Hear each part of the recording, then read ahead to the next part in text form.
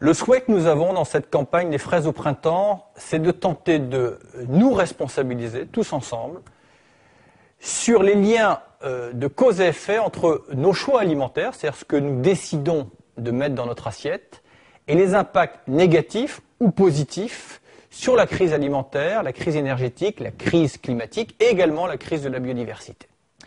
Quelques exemples probants. Quand on sait par exemple qu'avec un bœuf, on pourrait nourrir 1500 personnes, mais qu'avec la nourriture qu'il a fallu utiliser pour élever ce bœuf, on pourrait en nourrir 15 000,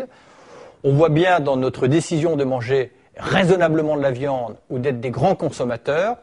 on peut accélérer ou amplifier notre empreinte écologique sur la planète et sur les sols ou pas.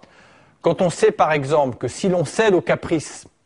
de manger des cerises en hiver, il faut 20 fois plus d'énergie pour les emballer, les réfrigérer et les transporter que pour les produire, on se dit que quelque part, cette décision-là participe à cette civilisation du gâchis. Quand on sait que dans un pot de yaourt à la fraise,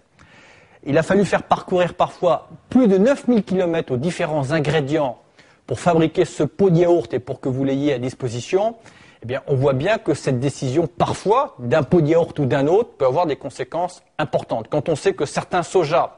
sont cultivés au détriment de la forêt amazonienne, ou que certaines huiles de palme sont